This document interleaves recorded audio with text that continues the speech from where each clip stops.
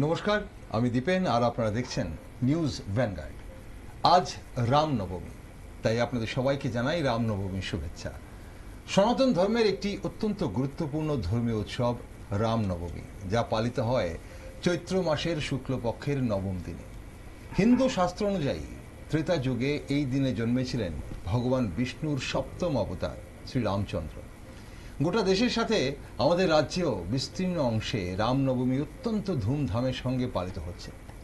প্রচলিত বিশ্বাস অনুসারে রামনবমীতে শ্রীরামের পুজো করলে রামের পাশাপাশি হনুমানের আশীর্বাদও লাভ করা সম্ভব হয়। একদিকে হিন্দু ধর্মে রামনবমীর বিশেষ মাহাত্ম্য রয়েছে, আর অন্যদিকে এই উৎসব পালনকে কেন্দ্র করে বিশ্বের কিছু কিছু প্রান্তে হিন্দু ধর্মাবলীরা নানান সমস্যার সম্মুখীন হচ্ছে বলেও খবর।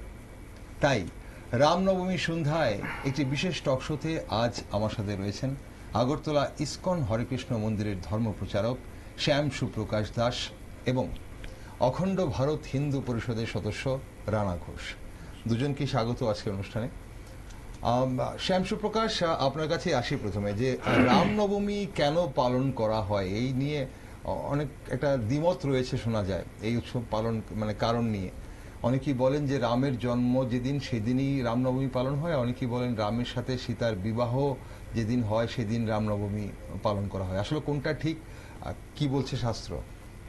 তো নমস্কার। প্রথমে আমার নিউজ ভ্যানগার্ডের সমস্ত দর্শককে এবং পাশাপাশি নিউজ ভ্যানগার্ডের সমস্ত কার্যকর্তাকে আমাদের ইসকন পরিবারের পক্ষ থেকে অসংখ্য কৃষ্ণমূর্তি শুভেচ্ছা অভিনন্দন জানাচ্ছি। পাশাপাশি এই ধর্মীয় রীতিনীতির দিনে বা আমাদের হিন্দু সনাতনীদের যে ধর্মের বিশেষ বিশেষ দিনগুলি আছে, সেই দিনে ধর্মীয় অনুষ্ঠানগুলি পালনের জন্য বিশেষত একটা অন্য কোনোখানে দেখা যায় না, কিন্তু নিউজ ভ্যানগার্ড তার একটু অন্যরকম। তার জন্য নিউজ ভ্যানগার্ডের সমস্ত কার্যকর্তাকে আমার অসংখ্য কৃষ্ণপ্রীতি শুভেচ্ছা অভিনন্দন। এবার আসি, আজকের যে চৈত্র মাসের শুক্ল নবমী তিথি, সেই দিনে দুপুরবেলা আমাদের মর্যাদা পুরুষোত্তম ভগবান শ্রী রামচন্দ্রের জন্ম, এবং এটাই মূল উৎস এটাই রামনবমীর। সেই দিনে ধুমধামের সহিত আমাদের অযোধ্যা নগরীতে পাশাপাশি সারা বিশ্বে বর্তমানে রামনবমী মহামহোৎসব পালন করা হয়, এই আর কি। তো পাশাপাশি আমাদের international society for Krishna consciousness or ISKCON whole over the ওয়ার্ল্ডে মোর দেন 150 অফ কান্ট্রিজ একসঙ্গে মহা ধুমধামের সহিত রামনবমী পালন করে থাকেন এবং করছেন প্রতিনিয়ত। যে সমস্ত দেশে ভগবান শ্রী রামচন্দ্রকে কেউ চিনত না, ভগবান শ্রীকৃষ্ণকে কেউ চিনত না, সেই সমস্ত দেশে আমাদের ইসকন ভারতবর্ষের প্রতিনিধিত্ব করে ভারতবর্ষকে বিশ্বগুরুর স্থানে পৌঁছে নিয়ে যাচ্ছে আমাদের ভগবান শ্রী রামচন্দ্রকে। ভগবান শ্রী রামচন্দ্র যিনি আমাদের সমস্ত এই সৃষ্টির মূল, তাকে পরিচয় করিয়ে দিচ্ছে। কারণ যেই সমস্ত দেশে বিভিন্ন কারণে ভগবানকে কেউ চিনত না বা ভগবান কে সেই জিনিসটা জানতো না, কিন্তু ইসকনের দৌলতে আজকে সারা বিশ্বব্যাপী আমাদের ভগবান শ্রী রামচন্দ্রের নাম এবং ভারতবর্ষ বিশ্বগুরু হিসেবে প্রতিষ্ঠিত হচ্ছে। একদম আসবো আপনার কাছে শ্যাম সুপ্রকাশ। অবশ্যই আমাদের আজকে যে রামনবমীর যে অনুষ্ঠান, এবং রামনবমী বলা হয় যে এই দিনেই রাজা দশরথ এবং মাতা কৌশল্যার ঘরে জন্ম নিয়েছিলেন রামচন্দ্র, এবং হিন্দু সংস্কৃতিতে এবং আধ্যাত্মিকতায় রামনবমীর একটা আলাদা তাৎপর্য রয়েছে। আমাদের সঙ্গে এখানে আরো একজন গুণী ব্যক্তিত্ব রয়েছে। নানাবাবু, আপনার কাছে একটা জিনিস জানতে চাইবো যে আমাদের রাজ্যে রামনবমী পালনের খুব একটা ইতিহাস আমাদের চোখে পড়ে না। ইতিহাস কি বলছে, কতটা পালিত হতো রামনবমী এবং বর্তমানে কতটা উৎসাহের সাথে উদযাপিত হয় রামনবমী আমাদের এই ছোট্ট রাজ্যে? নমস্কার। নিউজ ভ্যানগার্ডের পর্দায় রাজ্যে বহিরাজ্যে যারা আমাকে শুনতে পারছেন, সকলকে শুভ সন্ধ্যা। পাশাপাশি অখণ্ড ভারত হিন্দু পরিষদ পরিবারের পক্ষ থেকে সকলকে জানাই শুভ রামনবমীর অনেক অনেক প্রীতি শুভেচ্ছা। আজ মর্যাদা পুরুষোত্তম প্রভু শ্রী রামচন্দ্রের আবির্ভাব তিথি, এবং এই আবির্ভাব তিথিতে সারা বিশ্ব জুড়ে আমার যিনি প্যানেলিস্ট আছেন সুপ্রকাশ দাস ইসকন থেকে আগত, উনি বললেন যে ইসকনের মাধ্যমে সারা বিশ্বে এখন প্রভু শ্রী রামের নাম জপ হয়। সত্যি প্রভু শ্রী রাম এখন সারা বিশ্বের প্রায় সমস্ত দেশেই রাম নাম জপ হয় কোথাও না কোথাও। তো সেই হিসেবে আমাদের ছোট্ট রাজ্য ত্রিপুরা, আমাদের রাজ্যে বিগত দিনের যদি আমি দেখি, আপনারা লক্ষ্য করবেন যে দুর্গোৎসব আমাদের সবচেয়ে বড় উৎসব, দুর্গাপুজো ধুমধামের সহিত পালন হতো। এবং বাকি যে পুজোগুলো, ধরুন এই যে চৈত্র মাসে আজকে রামনবমীর দিন আমাদের নবমী পুজো হয়েছে মা দুর্গার। তো মূলত এটাই আমাদের মা দুর্গা মাতার মূল পুজো হিসেবে আমরা জানি। এবং প্রভু শ্রীরাম এই সময়ই দুর্গার আরাধনা করেছিলেন এবং মা দুর্গা থেকে উনি বরপ্রাপ্ত হয়েছিলেন। তো এই সময়েতে যে দুর্গাপুজোটা হচ্ছে আমাদের রাজ্যে, লক্ষ্য করে দেখবেন, আমিও নিজেও লক্ষ্য করেছি, শহর কেন্দ্রিক যতগুলো ক্লাব আছে, আমার যতটুকু ধারণা প্রায় 90% উপরে ক্লাব এই দুর্গাপুজো করে থাকে। কিন্তু আমি যদি বিগত দিনে দেখি, আজকে থেকে 6-7 বৎসর আগে এই পরিমাণে দুর্গোৎসব হতো না। আমি যদি গণেশ পুজোর দিকে দেখি, বিগত দিনে আমাদের রাজ্যে যেই পরিমাণে গণেশ পুজো বর্তমানে হচ্ছে, সেই পরিমাণের অর্ধেকের অর্ধেক পুজো হতো না। আমি বলছি না যে বিশেষ কোনো একটা কারণ আছে, কারণ কোনো কিছুই নয়। আমাদের সংস্কৃতি, আমাদের আধ্যাত্মিক চেতনা, আমাদের হিন্দু সমাজের যে ভাবমূর্তি, আমাদের হিন্দু সনাতনী ধর্মী লোকেরা আগেও ছিল, বর্তমানেও আছে, কিন্তু তাদেরকে হিন্দু ধর্মের গোড়া পর্যন্ত টেনে নিয়ে যাওয়ার যে লোক, তাদের যে সঠিকভাবে হিন্দু সমাজ সম্পর্কে ওয়াকিবহাল করা, বিভিন্ন বিষয় নিয়ে তাদের সঙ্গে চর্চা করা, এটার বোধহয় বিগত দিনে এটা বড় মাত্রায় অভাব ছিল। কিন্তু আমি যদি 6-7 বৎসরের ইতিহাসটা টানি, আমি দেখতে পারবো দুর্গাপুজো, গণেশ পুজো এবং অবশ্যই আজকের যে রামনবমীর যে পুজো, সেটা সারা রাজ্য জুড়ে ধুমধামের সহিত পালন হচ্ছে। এবং আপনারা হয়তো লক্ষ্য করেছেন, আমি বিভিন্ন নিউজ মিডিয়াতে কাভারিং করতে দেখেছি যে উত্তরপ্রদেশ থেকে একজন সন্তকে আনা হয়েছে বিশেষ সম্মান জানিয়ে আমাদের বরজলা মণ্ডলের পটুনগরে ভীষণ ধুমধামের সঙ্গে রামনবমীর উৎসব উদযাপন হচ্ছে। এবং রাজ্যের বিভিন্ন জায়গায় ছোট বড় এবং বিশেষ করে গ্রামাঞ্চলেও, আমি আমার বাড়িতে যেরকম রাম পুজো দিয়েছি, ঠিক সেইভাবে বিভিন্ন যারা হিন্দু সনাতনী ধর্মের লোকেরা আছেন, প্রত্যেকেই বাড়িতেও তারা উপবাস করেন। অনেকে 9 দিন উপবাস করেন, অনেকে রামনবমীর দিনে উপবাস করেন। তো রাম পুজো এখন রামের প্রতি যে চেতনা, এবং সবচাইতে যে লক্ষণীয় বিষয় যে অযোধ্যাতে রাম মন্দির উদ্বোধন হবার পর থেকেই এটার প্রতি প্রভু রামের প্রতি, প্রভু শ্রী রামলালার প্রতি আমাদের হিন্দুদের, হিন্দু সনাতন ধর্মীদের চিন্তাধারা, চেতনা অনেক মাত্রায় বৃদ্ধি পেয়েছে। তো এই কাজে প্রভু শ্রী রামলালাকে পুনরায় প্রতিষ্ঠিত করতে যারা সাহায্য করেছেন, যারা কাজ করে যাচ্ছেন, অবশ্যই তাদেরকে ধন্যবাদ আমি জানাবো। এবং আমি পাশাপাশি এই রাজ্যের বুকে যারা প্রভু শ্রী রামের বিভিন্ন জায়গায় মূর্তি প্রতিষ্ঠার মাধ্যমে, পূজা অর্চনার মাধ্যমে এবং বিভিন্নভাবে রামলালার পুজোর কাজে নিযুক্ত হয়েছেন, তাদেরকেও ধন্যবাদ জানাবো। তো সর্বোপরি আমি এটা বলতে পারি যে রাজ্যের যে রামলালার প্রতি যে আমাদের আকর্ষণ, আমাদের হিন্দু সনাতনী ধর্মী প্রত্যেকটা লোকের যে অভিব্যক্তি, সেটা দিন দিন বেড়েই চলছে। এবং এটা খুব সুন্দর এই রাজ্যের বুকে। এবং আরো একটা লক্ষণীয় বিষয় যেটা আমি এটা লক্ষ্য করলাম আজকে, যে আমাদের জনজাতিরা এই রামলালার পুজোতেও তারা একদম প্রচন্ড ভাবে তারা আজকে অংশগ্রহণ করেছে বিভিন্ন জায়গায়, সেটাও আমরা লক্ষ্য করেছি। তো মুদ্রা বিষয়টা হলো পাহাড়ি বাঙালি, হ্যাঁ, সমতল পাহাড় সকলে মিলে একত্রিত হয়ে আমাদের রাজ্যে এত সুন্দরভাবে রামলালার উৎসবটা আজকে উদযাপিত হচ্ছে।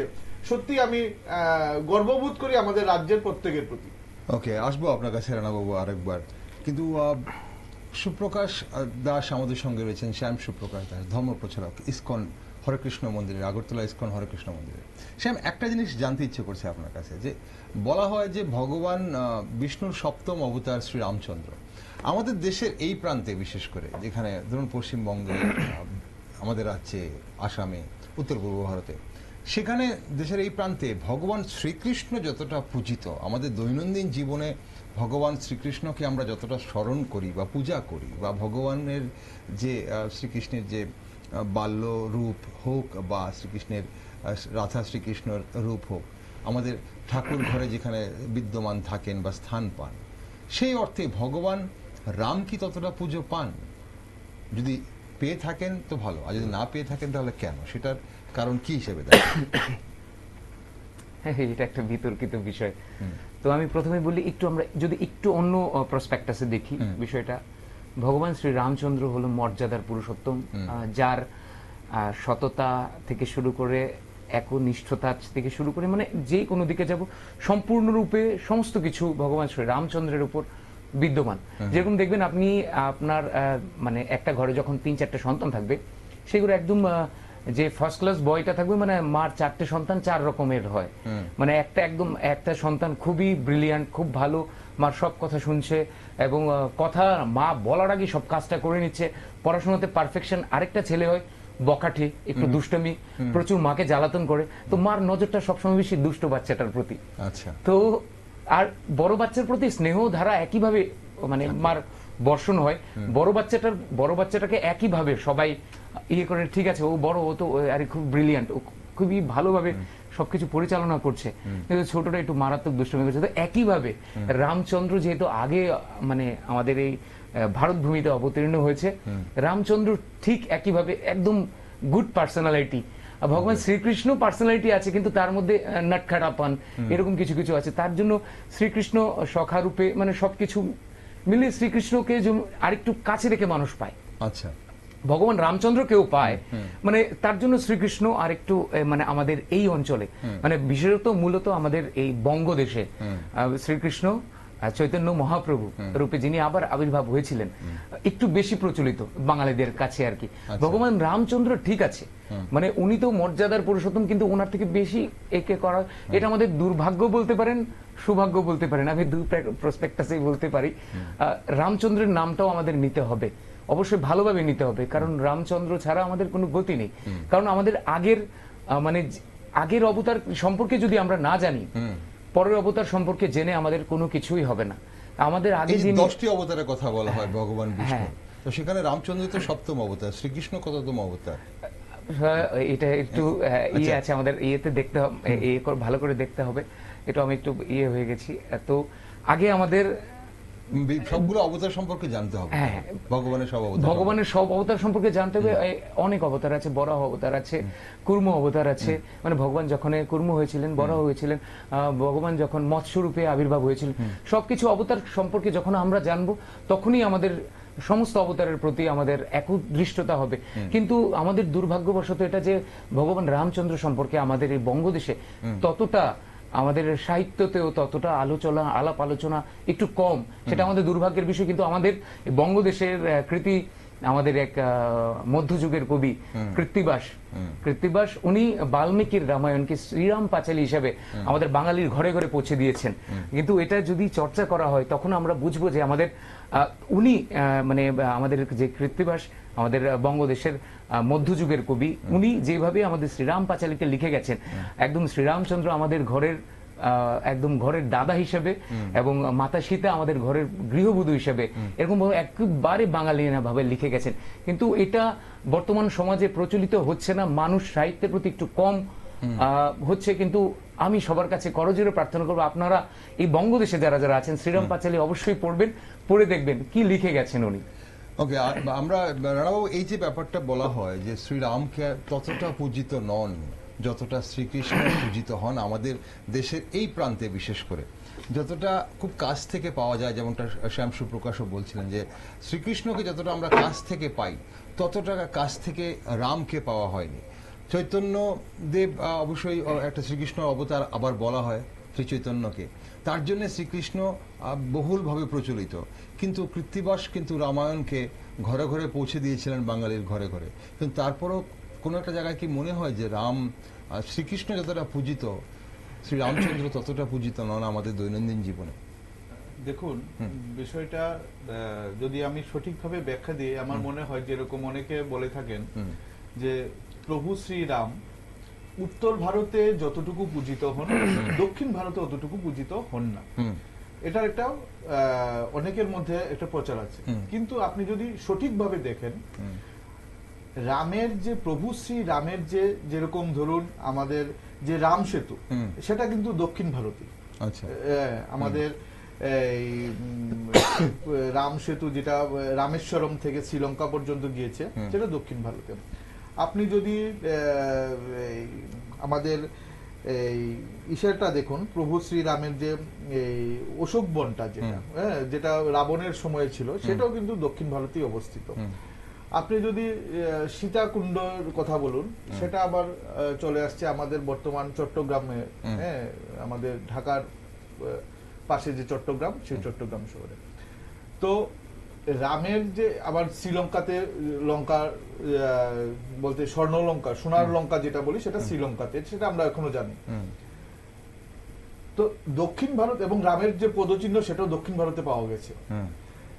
তো দক্ষিণ ভারতের রামের অবস্থানটা উত্তর ভারত থেকে বেশি। তো বেশি, এবং আমরা যদি সঠিক পরিসংখ্যান করে দেখি যে উত্তর ভারতে যেই পরিমাণে রাম মন্দির রয়েছে, হ্যাঁ, উত্তর ভারতে বৃহৎ আকারের অনেক রাম মন্দির রয়েছে, কিন্তু দক্ষিণ ভারতেও রাম মন্দির রয়েছে। উত্তর ভারতে যেই পরিমাণ রাম মন্দির, দক্ষিণ ভারতেও প্রায় সেই পরিমাণেই রাম মন্দির রয়েছে। এবং দক্ষিণ ভারতে হয়তো দেখা যায় যে অন্য ধর্মীয় লোকরা একটু বেশি অবস্থান করেন, কিন্তু দক্ষিণ ভারতে কিন্তু রাম পূজিত হন। তো ঠিক সেইভাবে আমরা যদি রামকে একটু অন্যভাবে ব্যাখ্যা দিই, কিভাবে? রাম হলো আমাদের সংসার জীবনের একজন সম্পূর্ণ আমাদের পাশে থাকার মতন ভগবান, একদম ব্যতিক্রমী পুরুষ। কিরকম ভাবে? যেরকম রাম সংসার ধর্ম করে, ওনার সীতামা আছেন, ওনার বিবাহিত পত্নী, ওনার ভাই আছেন, ওনার 2 জন ছেলে আছেন লব কুশ, মা বাবা আছেন, অন্যান্য পুরো পরিবার নিয়ে তারা থাকেন। যেটাকে আমরা অনেক সময় বলে থাকি, ধরুন একটা রাজ্য বা একটা প্রশাসন খুব ভালো চলছে, আমরা কি বলি? রাম রাজত্ব চলছে। তো রাম রাজত্ব মানে কি? খুব ভালো চলছে, খুব মানে আমরা ভালোর ব্যাখ্যাটা রাম রাজত্ব বলে দিয়ে থাকি।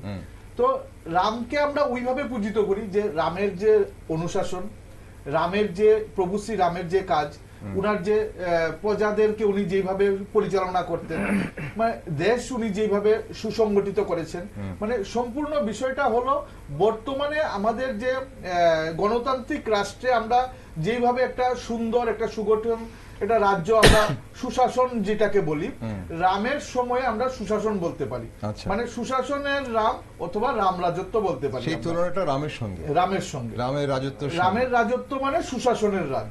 তো সেই হিসেবে প্রভু শ্রী রামকে আমরা আমাদের ঘরে রাখি, আমরা ঘরের আঙিনাতে রাখি। হয়তো রামকে আমরা ওইভাবে ধুমধাম করে ভীষণ দুর্গাপুজোর মতন বড় করে আমরা পূজা করি না, বা আমাদের যে বিভিন্ন জায়গায় আমাদের শক্তিপীঠ আছে, কালী মন্দির আছে, সেইভাবে শক্তিপীঠের মতন আমরা ধুমধাম করে পুজো করি না। কিন্তু পরবর্তী সময়ে যে নতুন প্রজন্ম যারা আসছে, নতুন প্রজন্মের কাছে আমরা যেটা সবচাইতে বেশি লক্ষ্য করছি, নতুন প্রজন্মরা কি করছে? প্রভু শ্রী রামকে ঘরে তো রয়েছে, ঘর থেকে এনে তারা বিভিন্ন ভাবে সামাজিক জায়গায়, হ্যাঁ, সামাজিক প্রতিষ্ঠানে, ক্লাব বলুন, মহল্লা বলুন, ওই জায়গাতেও প্রভু শ্রী রামকে ধুমধামের সঙ্গে তারা পূজা করছে। তো প্রভু শ্রী রাম, আমরা যদি বলি যে আগে পূজিত হতো না, বর্তমানে হচ্ছে এরকম না, আগে পূজিত হতো। আগে আমরা ঘরের ভেতরে প্রভু শ্রী রামকে রাখতাম, আমাদের মনে রাখতাম, আমাদের হৃদয়ে রাখতাম প্রভু শ্রী রামকে। এখনো আমাদের হৃদয়ে আছে, মনে আছে, ঘরে আছে। পাশাপাশি প্রভু শ্রী রামকে আমরা এখন একদম বড় আকারে একদম মূর্তি বানিয়ে ক্লাবে, মহল্লাতে, গলিতে একদম ধুমধাম করে আমরা প্রভু শ্রী রামকে পুজো করছি। মুদ্রা বিষয়টা হলো যে প্রভু শ্রী রাম আমাদের যে শাসন দেখিয়েছেন ওনার রাজত্বকালে, সেই শাসনটা যেন আমরা সকলের কাছে পৌঁছে দিতে পারি, ঘরে ঘরে পৌঁছে দিতে পারি। যে প্রভু শ্রী রামকে আমরা যেরকম মর্যাদা পুরুষোত্তম, মানে উনি যেরকম নিজে মর্যাদার অধিকারী ছিলেন, উনি অপরকে যেভাবে মর্যাদা দিতেন, প্রত্যেকটা প্রজাকে যেভাবে মর্যাদা দিতেন, ওনার যে মন্ত্রী পরিষদ ছিল, পুরো মন্ত্রী পরিষদকে উনি যেভাবে মর্যাদা দিতেন, ঠিক সেইভাবে উনি সেই মর্যাদা পুরুষোত্তমের সেই ব্যবস্থাপনা, সেই সুশাসন আমরা যেন প্রত্যেক জায়গায় দেখতে পাই, সেটাকে তুলে ধরা হলো বর্তমান প্রজন্মের কাজ। তো রাম আগেও পূজিত হতেন, এখনো পূজিত হচ্ছে, ব্যাসকমটা শুধু এই জায়গাতেই রয়েছে। ওকে, এখন প্রশ্ন হচ্ছে যে আমরা তো অবশ্যই রাম ধুমধামের সঙ্গে রামনবমী পালন করছি এবং গোটা দেশে আজ পালিত হচ্ছে রামনবমী, বাসন্তী পূজাও চলছে, আজ নবমী, আজ বাসন্তী পূজা। এখন যেটা প্রশ্ন হচ্ছে যে বারবার যে এই যে অবতারের কথা বলছিলাম, যে সপ্তম অবতার ভগবান বিষ্ণুর সপ্তম অবতার শ্রী রামচন্দ্র, ভগবানকে বারবার যে অবতার নিতে হতো এবং সেটা কেন হতো এবং বর্তমান যুগে সেই অবতার কি রূপে পাচ্ছি, আমরা সেই অবতারকে কি রূপে পাচ্ছি? তো এবার বিষয় হলো, আমি এই প্রসঙ্গটার বিষয় কেন অবতার নিতে হয়। হ্যাঁ। তো আমার অন্য কাস্টের, আমার বাড়ি যেহেতু আগরতলার বর্ডার লাগোয়া এলাকা, মানে এলওসিতে, লাইন অফ কন্ট্রোল, আমাদের যে গজারিয়া আছে, আমাদের অরুন্ধতী নগরের একদম লাস্ট লাইনে, আচ্ছা। লাইন অফ কন্ট্রোলের পাশে আমার বাড়ি। তো আমার স্কুলিংটা একদম বর্ডারের পাশের স্কুল, বেলাগড় উচ্চতর মাধ্যমিক বিদ্যালয় হয়েছে। আচ্ছা। তো সেখানে আমার অন্য ধর্মের, মানে মুসলিম ধর্মের আমার বন্ধু সার্কেল বিশাল। ওখানে আমরা যদি 70 জন হিন্দু ছিলাম, 30 জন মুসলিম বন্ধু। আচ্ছা। তো এদের সঙ্গে আমার আগে এতটা কিছু হতো না, কিন্তু এখন মানে ছোটবেলা থেকে একসঙ্গে চলে এসেছি, পড়াশোনা করে এসেছি। তো এখন অনেক সময় বলে তোর সঙ্গে একদিন বসতে হবে রে গল্প করতে। বলে কি তোদের রাম, তোদের কৃষ্ণ, এরকম বলছে আর কি, মানে খুনসুটি করে বলছে। কেন ভারত ভূমিতেই জন্ম নিল, কেন এই বাংলাদেশ ভারত ভূমি, মানে এখানেই কেন জন্ম নিল? আচ্ছা। এখানেই কেন জন্ম নিল? আমেরিকাতে জন্ম নিতে পারতো, ইয়েতে জন্ম নিতে পারতো, মানে বিভিন্ন জায়গায় নিতে পারতো। এগুলি সব কাল্পনিক কাহিনী, বুঝতে পেরেছিস? তো এবার আমি আমার ব্যাখ্যাটা যেরকম দিয়েছি, আমাদের গুরু বর্গরা যে এই ব্যাখ্যা দিয়েছেন।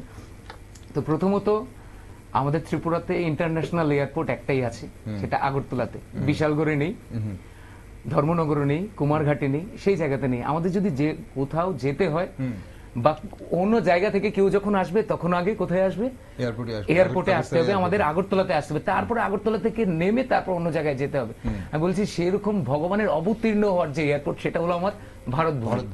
সেটা পুণ্যভূমি, ভারতের পুণ্যভূমি। সেখানেই ভগবান বারবার আবির্ভূত হয়। কেন আবির্ভূত হয়? যখন দুষ্টের অত্যাচার প্রচন্ড পরিমাণ বেড়ে যায়, তখন বারবার ভগবান অবতীর্ণ হয়, কর্ম রূপে, বরাহ রূপে, নৃসিংহ রূপে। সেটা ঘরের মধ্যেও যদি কখনো কোনো ভগবানের ভক্তকে অত্যাচার করা হয়, সেটা নৃসিংহ ভগবান আবির্ভাব হয়ে দেখিয়ে দিয়েছেন যে কিভাবে ঘরে দুষ্টকে দমন করতে হয়।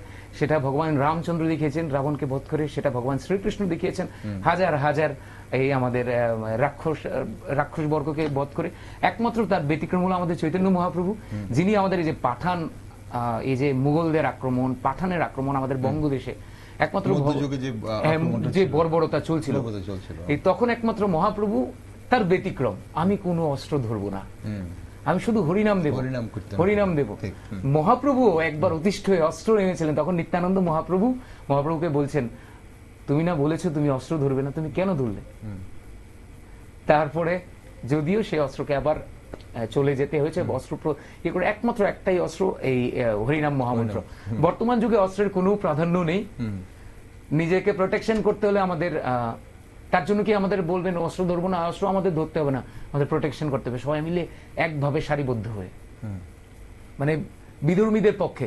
এবার বিধর্মী কেন আপনারা বলবেন, যে অনেকে বলবে যে অন্য বিধর্মী, আমি অন্য বিধর্মীদের কারোর কথা বলছি, আমি বলছি মানবতার বিরুদ্ধে যারা যারা কথা বলবে তারাই বিধর্মী। সেটা আমাদের হিন্দু ধর্মের লোক হলেও সেও বিধর্মী। সে হিন্দু হয়ে কেন মানব ধর্মের, আমাদের হিন্দু ধর্ম সারা পৃথিবীব্যাপী মানব ধর্মের জন্য কাজ করছে। একজন লোক যে সে যখন মানে নিজে দুর্বলতা ভোগ করে, সেটা হিন্দু হোক, সেটা মুসলিম, বৌদ্ধ, খ্রিস্টান, ইসাই, সেটা একমাত্র আমাদের ভারত ভূমিতেই একমাত্র সেটা সবাইকে মানে সমমর্যাদা দিয়ে দেখা হয়। একমাত্র মানবতার বিরোধী যারা, তারাই বিধর্মী। সেটা হিন্দু, মুসলিম, বৌদ্ধ, খ্রিস্টান যেই হোক না কেন, এই মানবতার দিকের কথা রাখতে হবে। তার জন্য যখন মানবতা বিপন্ন হয়, তখনই ভগবান চলে আসেন এ ধরাধামে। তখন ভগবান যখন একটু কম অত্যাচার হয়, তখন ভগবানের পার্শ্বদের পাঠিয়ে সেটা ঠিক করে। আর যখন পার্শ্বদের পাঠিয়েও ঠিক হয় না, তখন ভগবান অবতীর্ণ হতে হয়। ওকে, আমরা আরেকটা জিনিস শ্যাম সুপ্রকাশ, আজ আমরা দেখলাম যে ইসকন মায়াপুর ইসকন থেকে আছে একটা বর্ণাঢ্য শোভাযাত্রা রামনবমী উপলক্ষে সেখানে বের করা হয় এবং সেখানে প্রচুর ভক্তদের সমাগম হয়েছে, আমরা দেখেছি। সেটা আমাদের এখানে খবর, নিউজ ভ্যানগার্ড অবশ্যই সেই খবরও দর্শক বন্ধুদের দেখিয়েছে। কিন্তু আমাদের রাজ্যে কি এই ধরনের কোনো মন্দির থেকে বা কোনো প্রতিষ্ঠান থেকে এই ধরনের কোনো শোভাযাত্রার আয়োজন হয়েছে? আসলে আমাদের আজকে দুপুর পর্যন্ত আমাদের ফাস্টিং ছিল। আচ্ছা, দুপুর পর্যন্ত আমাদের উপবাস ছিল, দুপুর পর্যন্ত নির্জলা উপবাস, যে যেরকম সাধ্যমতো কেউ রামনবমী ভগবান রামের জন্মদিন উপলক্ষে। তো এবার যারা যারা সিনিয়র সিটিজেন আছেন, যাদের ওষুধ সেবন করতে হয়, তো তারা ওষুধ সেবন করেছেন, ফল আহার করেছেন। আর যারা যারা আমরা ইয়াং জেনারেশন আছি, আমরা নির্জলা ছিলাম দুপুর 12টা পর্যন্ত। তারপর মন্দিরে আমাদের প্রোগ্রাম হয়েছে, একটা মন্দিরে সবাই মিলে প্রসাদ, আমাদের হরিনাম সংকীর্তন হয়েছে। তারপরে দুপুর 12টার পরে ভগবান শ্রীরামচন্দ্রের জন্য আমরা পুষ্প অর্পণ করেছি ভগবান শ্রী রামচন্দ্রের চরণে। তারপর সবাই মিলে যারা যারা এসেছিলেন মন্দিরে নিমন্ত্রিত সবাইকে প্রসাদ দেওয়া হয়েছে। সেইভাবে আমরা মন্দিরে আজকে পালন করেছি। আমাদের মন্দির থেকে আজকে কোনো শোভাযাত্রা আমরা করিনি, আমরা আগামী দিন করব রামনবমী উপলক্ষে। আজকে প্রোগ্রামটা আমাদের ইসকনের যে হোল ওভার দ্য বডি আছে, আমাদের মায়াপুর হেডকোয়ার্টার বলেছে আমাদের সবাইকে মন্দিরে আজকে এই বিষয়টা করতে হবে, তার জন্য মন্দিরে করতে হবে, মন্দির প্রাঙ্গণে, কারণ সবাই তো উপবাস থাকবে। আমরা পরে একদিন এটা করবো। ওকে, আমরা আগামী দিনে হয়তো অবশ্যই রামনবমীতেও এই ধরনের বর্ণাঢ্য শোভাযাত্রা দেখার অপেক্ষা করছি এবং হয়তো বা দেখবো আমরা। রানাবাবু, এই যে আমরা একটু যদি অন্যদিকে দেখি, 26-এর নির্বাচনকে সামনে রেখে আমরা বিশেষ করে পশ্চিমবঙ্গে বিভিন্ন রাজনৈতিক দল কি এবার রামনবমী পালনে বাড়তি উৎসাহ দেখাচ্ছে বলে মনে করছেন? কারণ পশ্চিমবঙ্গে আমরা ব্যাপকভাবে রামনবমী পালন দেখছি, যেটা হয়তো উত্তর ভারতে এতটা ব্যাপকভাবে লক্ষ্য করা যায়নি। উত্তর দেওয়ার আগে আমার পাশে যিনি বসে আছেন ইসকন থেকে, উনি খুব সুন্দর একটা কথা বলেছেন যে মানব ধর্মের বিরোধিতা যারা করে বা মানব ধর্মের বিপক্ষে যারা, তাদের কোনো ধর্ম হতে পারে না এবং তারা ধর্মহীন। আমার খুব ভালো লাগলো কথাটা। এবং গতকালই আমি মাত্র দেখলাম যে ইসরায়েল গাজার উপর এইভাবে আক্রমণ করেছে যে তাদের আক্রমণে মানুষের দেহগুলো উপর দিয়ে শূন্যে উড়ে উড়ে যাচ্ছে। মানে একটা বিশ্ব মানব যারা মানুষের কাজে যারা নিয়োজিত, মানবাধিকার নিয়ে যারা কাজ করে, আমি এই চ্যানেলের মাধ্যমে তাদের দৃষ্টি আকর্ষণ করব যে এই বিষয়গুলোর প্রতি সারা বিশ্বের ইতিহাসে যেন এই ধরনের ঘটনা যেন আর না হয়, মানুষ যেন সেটা সোশ্যাল মিডিয়াতে থেকে শুরু করে কোথাও যেন দেখতে না পারে, সেটার দিকে আমি লক্ষ্য রাখবো। যেন এই ঘটনা আমাদের সত্যি মানবতাকে কাঁদায়, আমাদের সমাজকে কাঁদায়। তো আমি প্রভু শ্রী রাম নিয়ে আমরা কথা বলছিলাম, তো আমি একটু ওই অবতার নিয়ে দু লাইন বলি।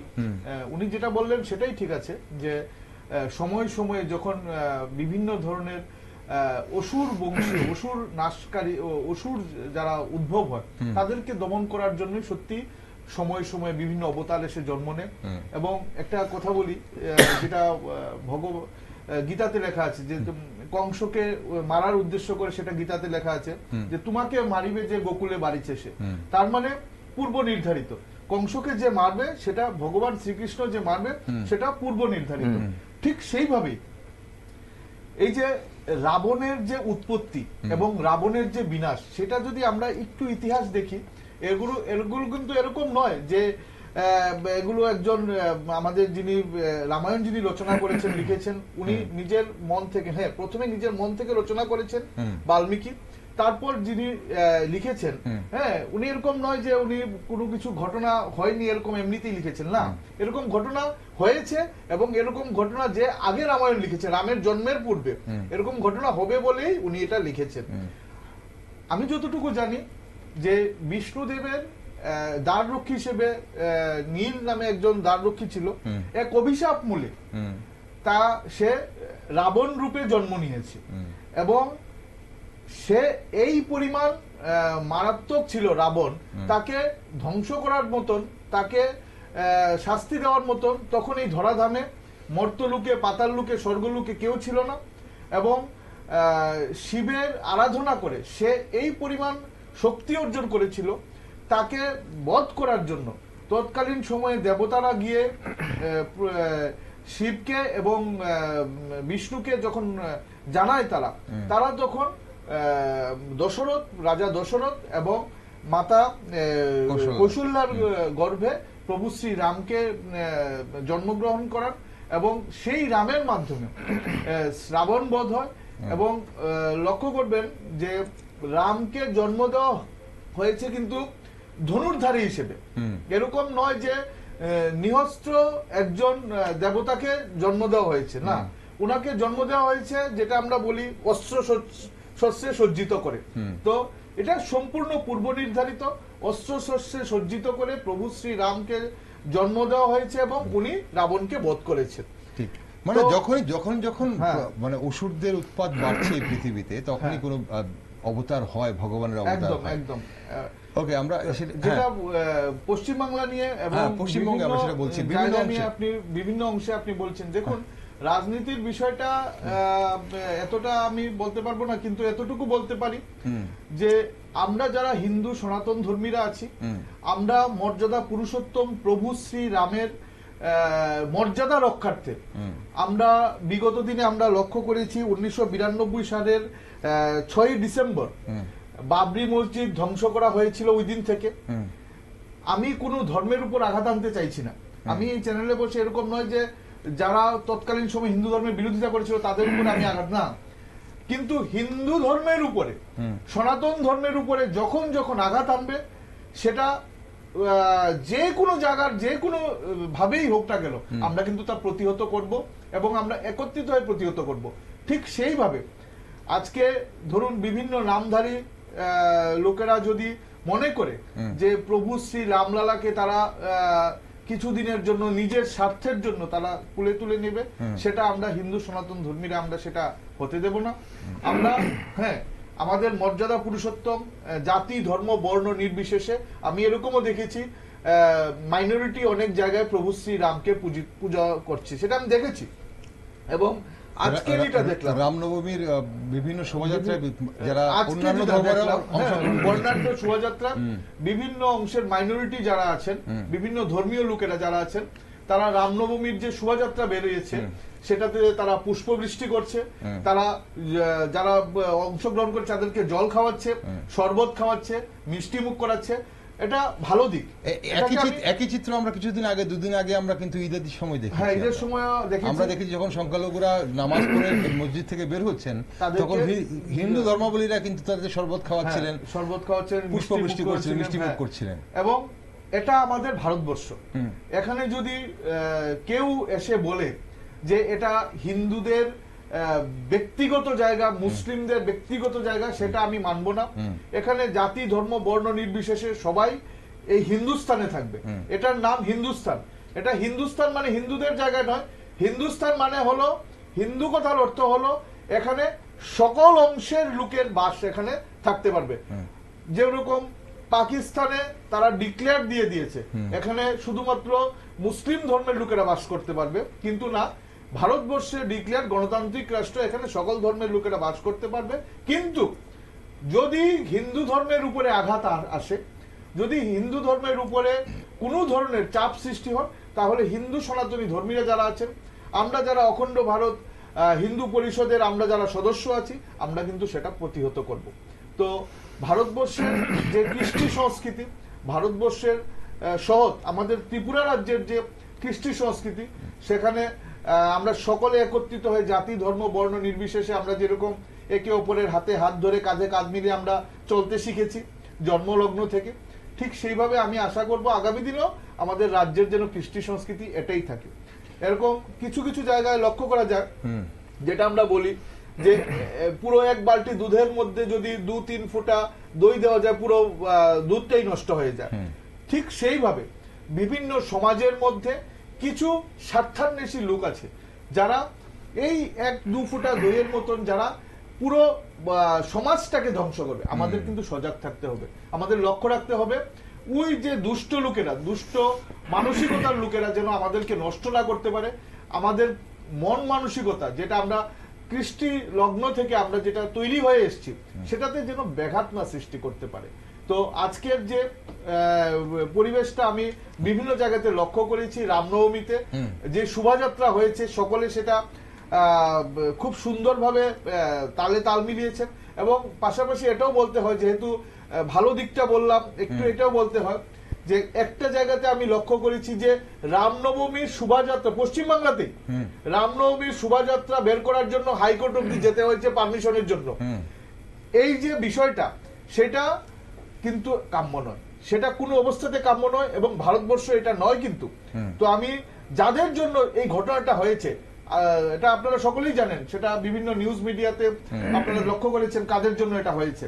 এটা যেন ভারতবর্ষের ইতিহাসে আগামী দিনে যেন না হয়, কারণ হিন্দু সনাতনী ধর্মীরা কিন্তু সেটা কোনো অবস্থাতে মেনে নেবে না, আমরা মেনে নেব না। রানাও, একটা কথা বলা হয়, যা শেষ ভালো তার সব ভালো। আপনি যেটাই বলছেন, এখন শোভাযাত্রা হয়তো প্রথমে পারমিশন দেওয়া হয়নি, যে কোনো কারণেই হোক না কেন, কিন্তু শেষ অবধি শোভাযাত্রা হয়েছে, সব জায়গায় হয়েছে, এবং যেটা আপনিও বলছিলেন যে খুব সুন্দরভাবে কিন্তু আজ রামনবমী উদযাপিত হয়েছে গোটা পশ্চিমবঙ্গ জুড়ে।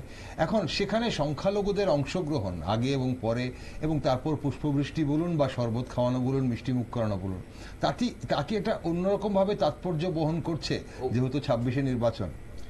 দেখুন, 26-এর নির্বাচন, এটা কি নির্বাচনকে ঘিরে চমক ছিল, নাকি কি মনে হয় যে এটা আজীবনের জন্য এই জিনিসটাই থাকবে, এই সৌভ্রাতৃত্ববোধটা থাকবে? দেখুন, নির্বাচনের যে বিষয়টা, সেটা হয়তো রামনবমীর দিনে আজকে এটা বলার বিষয় নয় হয়তো, কিন্তু যারা চর্চা করছেন এগুলো নিয়ে তারা অবশ্যই বলতে পারবেন। কিন্তু আমি বলবো যে ধর্মটাকে নির্বাচনের মধ্যে না এনে, ধর্ম ধর্মের জায়গায়, নির্বাচন নির্বাচনের জায়গায়, এবং সকল ধর্মে যারা যাদের যে যার ধর্ম নিয়ে, যে সংস্কার নিয়ে, ধর্ম নিয়ে নয় শুধু, যে যার সংস্কার নিয়ে বাঁচতে চায়, তাকে ওইভাবে বাঁচতে দেওয়া উচিত, তাকে ওইভাবে চলতে দেওয়া উচিত। এতে কিন্তু পাশাপাশি এটাও লক্ষ্য রাখতে হবে যে ওই ধর্ম, ওই সংস্কার মানতে গিয়ে যেন পাশের লোক বা পাশের ধর্মের যেন কোনো অসুবিধা না হয়। কারণ ভারতবর্ষের ইতিহাস যদি দেখি, যেটা আজকের দিনে হয়তো কম হচ্ছে বা হচ্ছে না, যে ভারতবর্ষের ইতিহাসে বিভিন্ন জায়গায় হিন্দুর মন্দির ধ্বংস করে মসজিদ করা হয়েছে, হিন্দুর মন্দির ধ্বংস করে সেখানে বোর্ডের সম্পত্তি বানিয়ে দেওয়া হয়েছে, ওয়াকফ বোর্ডের। এই বিষয়গুলো যেন আগামী দিন না হয়, কারণ হিন্দু, মুসলিম, খ্রিস্টান, বুদ্ধ, জৈন, শিখ সকলকে মিলিয়ে আমাদের ভারতবর্ষ।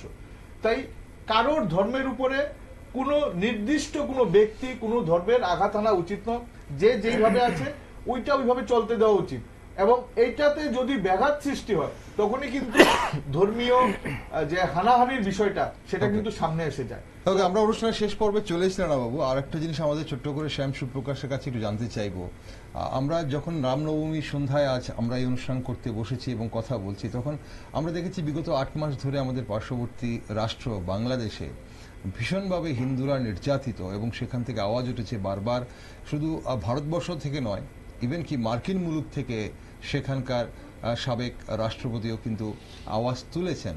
এখন সাবেক রাষ্ট্রপতি নয়, উনি বর্তমান যিনি রাষ্ট্রপতি, উনি আবেগ থেকে আওয়াজ তুলেছেন, এবং মোদি ইউনিসের বৈঠক গেছে, এবং সেই বৈঠকে নরেন্দ্র মোদীও কিন্তু ইউনিসের কাছে, মোহাম্মদ ইউনিসের কাছে অনুরোধ করেছেন যে সেই দেশের ধর্মাবলীরা, হিন্দু ধর্মাবলীরা যেন নির্যাতিত না হন, এবং সেই দিকটা একটু দেখার জন্য, বিশেষ গুরুত্ব দিয়ে দেখার জন্য।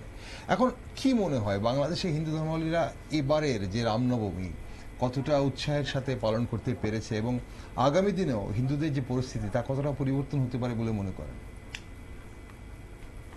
তো আমাদের বাংলাদেশের যে আমাদের ইসকনের বাড়ি আছে, এটা ঢাকা স্বামীবাগ থেকে শুরু করে রংপুর, সিলেট, সর্বত্র আমাদের মন্দির প্রাঙ্গণে পালিত হয়েছে। এখনো পর্যন্ত আমি যতদূর শুনেছি, র্যালিটা সেইভাবে বোধহয় এখনো হয়নি, আমি যতদূর শুনেছি আমার কিছু বন্ধু বান্ধবের সঙ্গে আলাপ আলোচনা করে। আর বাদ বাকিটা বিষয় হলো আন্তঃরাষ্ট্রীয় বিষয়, এটা রাষ্ট্রনেতা কথা বলেছেন, এটা নিয়ে সেরকম ভাবে আমি চর্চা সেরকম ভাবে জানি না। তবে যা হবে, যতটুকু হবে, সবটা ভালো হবে। কিন্তু এতটা হিন্দু নির্যাতনের, যে বাংলাদেশের হিন্দুদের উপরে এইভাবে নির্যাতন হচ্ছে, সেটা দেখে আমাদের ভারতীয়দের, ভারতবর্ষের যারা আমরা অন্যদের বিষয় নিয়ে কথা বলি, সেটা আমরা একমাত্র বলতে পারি কারণ ভারতবর্ষে সংখ্যাগরিষ্ঠতা হিন্দু আছে। তার জন্য বাংলাদেশের হিন্দুদের মতো ধর্মপ্রচার আমাদের ভারতবর্ষের যদি প্রতিটা হিন্দু করত, আমাদের ভারতবর্ষ হিন্দু রাষ্ট্র হিসাবে বিশ্বব্যাপী মর্যাদা আরো অনেক আগে পেয়ে যেত। কিন্তু আমাদের দুর্ভাগ্যের বিষয়, আমাদের ভারতবর্ষের সকথিত হিন্দু যারা আছেন, আমরা মুখে বলি আমি হিন্দু, কিন্তু আমি চ্যালেঞ্জের সঙ্গে বলতে পারবো, যারা যারা বলেন যে যারা যারা হিন্দু হয়েও সেকুলারের অভিনয় করেন তারা তাদের নিজের গোত্রটাই জানে না, যে সে কোন গোত্রের। আপনি যদি আপনার নিজের গোত্র না জানেন, তাহলে আপনার যে যে বংশের জন্মগ্রহণ করেছেন সেই বংশের জন্মগ্রহণ করার অধিকার আপনি মানব রূপে আপনার সনাতন ধর্মের যে একজন লোক হিসেবে আপনি আপনার পুরোটা জীবন ব্যর্থ। আচ্ছা, সেই লোকটা সকথিত আপনি হিন্দু হিসেবে সেকুলার পন্থী হিসেবে আপনি বলছেন আমি সেকুলার, মানে সবাইকে সম্মান, আরে ভগবান, তারপর বলে, আর অনেকে বলে যে ভগবান রামচন্দ্র নাকি বড় লোকদের। আমি বলছি কখনোই এরকম নয়, আপনারা রামচরিত মানুষ পড়েননি তার জন্য এরকম বলছেন। রামচরিত মানুষ পড়বেন। আমাদের অত্যন্ত সৌভাগ্যের বিষয় হয়েছে, আমি যখন ছোট ছিলাম রামায়ণের কাহিনী টিভিতে চলতো, তখন আমার এত একটা বোধগম্য হতো না, আমি অনেকটা ছোট ছিলাম বলে। কিন্তু এই যে বর্তমানে লকডাউনের সময় সম্পূর্ণ রামায়ণ আমাদের ডিডি ন্যাশনালে চলেছে, সম্পূর্ণ রামায়ণ দেখেছি, এখানে এ টু জেড ভগবান শ্রী রামচন্দ্র তার যে যে 14 বছর বনবাসে কাটিয়েছিলেন চিত্রকূটে, তখন ভগবান রামচন্দ্র তার যে পাজর ছিল, বুকের পাজর, সে ঐশ্বর্যপূর্ণ একদম উজ্জ্বল তার রূপ। সে যখন মানে যখন বনে চলতেন মাতা সীতা এবং তার ভাই রাম লক্ষ্মণকে নিয়ে, তখন সেই সেখানের যে কামার, বেদ, শিকারী যারা যারা ছিল, ওরা ছেলেরা দেখে বলতো এত সুন্দর রূপ, আমরা যদি একবার আলিঙ্গন করতে পারতাম এই মহাপুরুষকে, আমার জীবন ধন্য হয়ে যেত। ভগবান শ্রী রামচন্দ্র তাদের মনোবাসনা পূর্ণ করার জন্য যখন কৃষ্ণ রূপে অবতীর্ণ হলেন, অষ্টসখী রূপে সেই সমস্ত যাদের মনে বাসনা ছিল ভগবান শ্রী রামচন্দ্রকে আলিঙ্গন করার, অষ্টসখী রূপে তাদেরকেও নিয়ে এসছেন। আচ্ছা, তাদের সেই তখন তারা ভগবান পূরণ করলেন। আরো কথা বলছি যে বলে যে বড় লোকের ভগবান, যে বড় লোকের ভগবান শ্রীরামচন্দ্র, আমি তাদের কিভাবে বলবো, আসলে তারা সনাতন ধর্মের রীতি রেওয়াজ ভগবান সম্পর্কে কিছুই জানে না। যদি বড় লোকের ভগবান হতো তাহলে সবকিছু ঐশ্বর্য ছেড়ে বনে কেন যেত? তাহলে ঐশ্বর্য খাটিয়ে, হ্যাঁ আমি রাজা হব, বাবার একমাত্র একটা কথাতে বনে গেলেন। বনে গিয়ে মাতা সবরী যিনি ছিলেন, আমরা সবাই সেই ইয়েটা জানি, মাতা সবরী যখন এঠো বড়ি আমরা কেউ খাবে না, যে কেনা কে খেয়েছে এটা খাবো, কিন্তু লক্ষণ বলছে তুমি এটা খাবে, এটোটা কিভাবে খাবে, তুমি একজন এত বড় একজন রাজার ছেলে কিভাবে খাবে? তখন বলছে এটা তুমি দেখলে, তুমি এটো দেখলে, আর একজন মায়ের স্নেহ দেখলে না এটার মধ্যে। ভগবান শ্রী রামচন্দ্র সেই স্নেহ, মায়া, মমতা নিয়ে আমাদের সবার ভারতবর্ষ তথা সারা পৃথিবীবাসীর হৃদয়ে মানে বিরাজ করছেন। ওকে, তা আমরা শেষ পর্বে রানাবাবুর একটু মতামত চাই। রানাবাবু, কি মনে হয় এই যে আমাদের প্রধানমন্ত্রী এবং বাংলাদেশের প্রধান উপদেষ্টার যে বৈঠক গেল, এবং সেই বৈঠকে অবশ্যই সেখানে যে বাংলাদেশে যে হিন্দু ধর্মের যারা ধর্মাবলীরা আছে বা সংখ্যালঘুরা যারা রয়েছেন, সেটা শুধু হিন্দু নয় বাকিরাও আছেন, তাদের উপর যে নির্যাতন চলছে বিগত 8 মাস ধরে, শুধু 8 মাস না আগেও চলেছে, কিন্তু এই 8 মাস ধরে যারা ব্যাপকতা পেয়েছে এই নির্যাতনের, তা নিয়ে যে উদ্বেগ প্রকাশ করেছেন খোদ প্রধানমন্ত্রী, এবার কি কিছুটা পরিবর্তন হওয়ার সম্ভাবনা দেখছেন? অনুষ্ঠানের সময় খুব বেশি নেই আমার হাতে। দেখুন, দুঃখ হয়, লজ্জা হয়, বলতে দ্বিধা নেই। আজকে আমার মা আমাকে জন্ম দিয়েছেন, প্রত্যেককেই যার যার মা জন্ম দিয়েছে, জন্ম দেওয়ার পরে জন্মদাত্রী মাকে যদি আমরা ঘর থেকে বের করে দিই, কথা না বলি, ওনার সঙ্গে তুচ্ছ তাচ্ছিল্য করি, ওনার সম্বন্ধে আমরা কটূক্তি করি, সেটা মেনে নেওয়ার মতন নয়। এবং এটা আমার ধারণায় মানবকুলের কোনো মানব জাতি সেটা করতে পারে না। আজকে বাংলাদেশ যেটা করেছে, 9 মাস ধরে করছে, সেটা ঠিক তার সমসাময়িক। আজকে বাংলাদেশের জন্মটা ভারতের মাধ্যমে হয়েছে। সে যেইভাবেই হোক, ভারতবর্ষ যদি না থাকতো, না সাহায্য করত, আজকের দিনে বাংলাদেশ নামক যে রাষ্ট্রটা, সেটা হয়তো থাকতো না, সেটা ভারতবর্ষ নামেই থাকতো।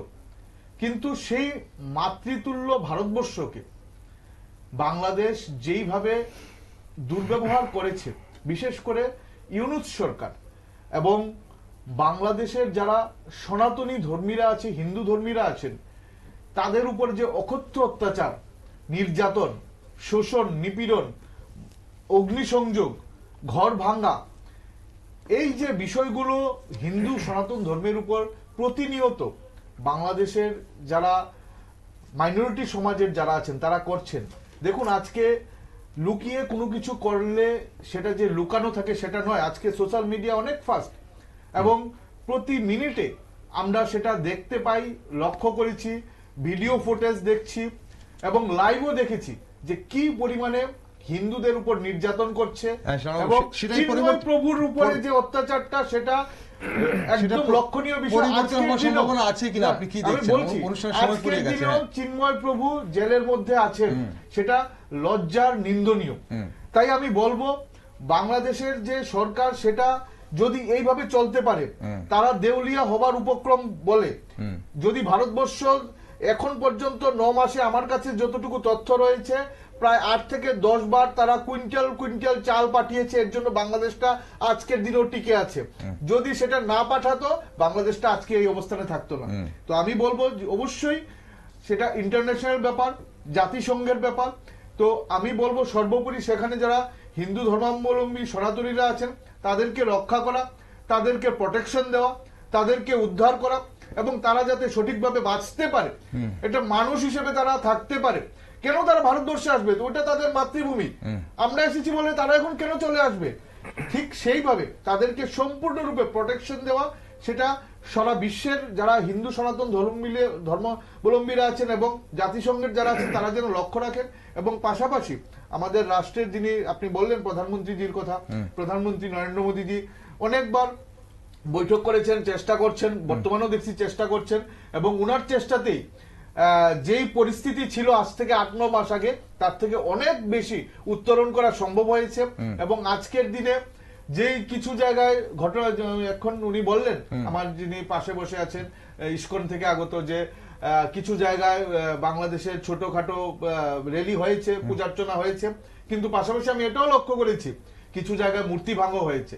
তো এগুলো যেন না হয় সেটার দিকে লক্ষ্য রাখা এবং প্রত্যেকে যেন ভালোভাবে বাঁচতে পারে, সে হোক হিন্দু, হোক মুসলিম, হোক বিভিন্ন ধর্মের লোক, এবং সে তার ধর্মীয় অনুষ্ঠান যেন সঠিক পূজার্চনা তার নিজের কৃষ্টি সংস্কৃতি মেনে করতে পারে, সেটার দিকে লক্ষ্য দেওয়া উচিত এবং আমাদের সকলকে সেটার জন্য মাঠে নামতে হবে। ধন্যবাদ, ধন্যবাদ রণবাবু, ধন্যবাদ, অসংখ্য ধন্যবাদ। অনুষ্ঠানের সময় ফুরিয়ে গেছে, আজ সঙ্গে থাকার জন্য শ্যাম সুপ্রকাশ দাস আপনাকেও ধন্যবাদ, রণবাবু আপনাকেও ধন্যবাদ। দর্শক বন্ধুরা, বিশ্বের সকল সনাতনীদের কাছে রামনবমী প্রভু রামের প্রতি শ্রদ্ধা ভক্তি পালনের এক অন্যতম দিন।